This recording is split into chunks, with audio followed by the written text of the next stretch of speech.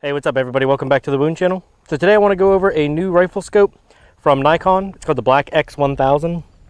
Trying to show you guys it's hard because these scopes are so blacked out. It's kind of hard to show you guys like the logo on them or whatever, but they do look very nice. This is a precision, kind of a long range rifle scope. This is a 6-24 by 50, so pretty good size scope. And you can see it looks pretty much at home on top of this AR-10, for lack of a better term. You know, it's a Smith & Wesson M&P 10, so this is a 308 caliber AR-15, a little bit bigger than a normal AR.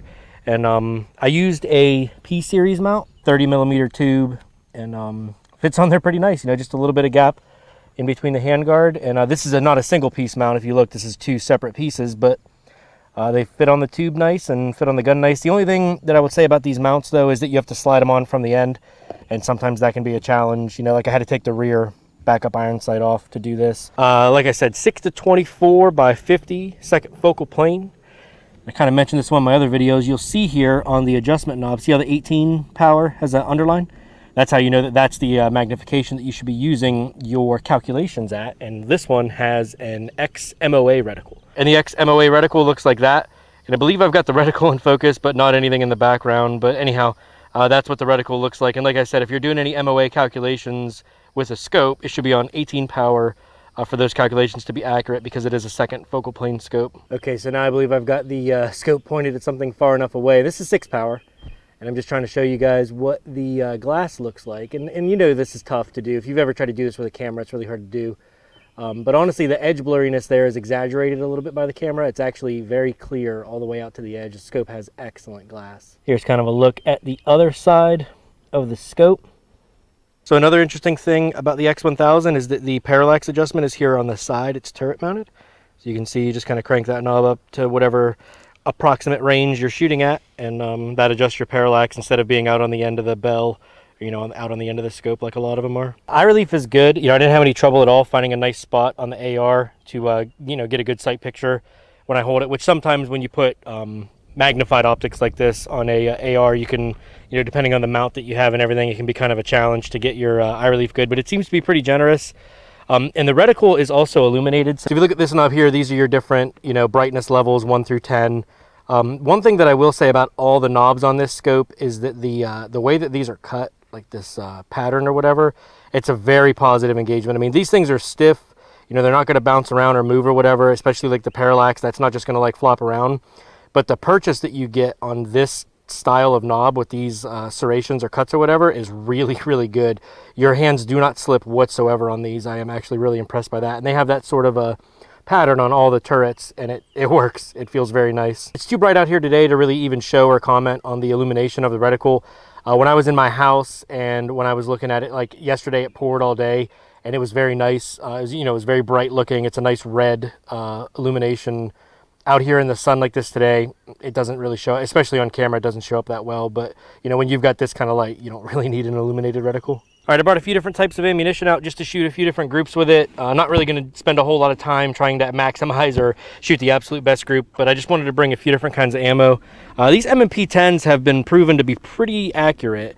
I don't anticipate really having any trouble there, but I just kind of want to get a feel for, you know, shooting some groups with the scope and, you know, how does the glass look at different magnification levels and stuff like that. So I'm going to set up a target and probably shoot, I don't know, just at least one group with each of these types of ammo, but shoot a few groups in general and just kind of get some rounds through the gun with the scope on and kind of see how it looks, see how it works.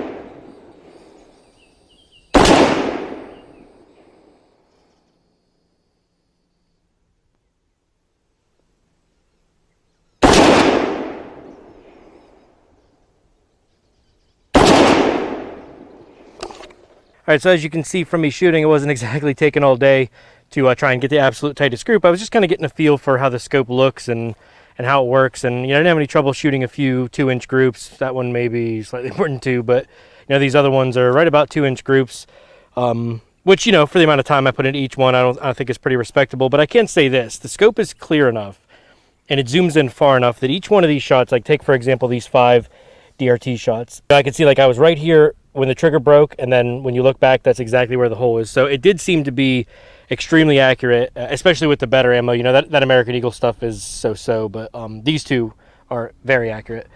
But the point isn't so much about how the gun shoots that ammo, it's more about how the scope looks. That's kind of hard to really demonstrate in a video, you know, because I don't have a good way of putting the camera behind the scope while I'm shooting. But I can tell you from my experience looking through the glass, it is crystal clear.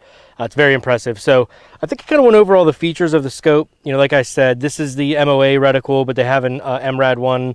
You can look on their website to see the difference between the two. Second focal plane. Yeah, I think I pretty much covered it. So if you guys have any questions about the scope, I don't think it's going to live forever on this rifle. I just thought it'd be kind of a good host to do a little bit of shorter range shooting with it.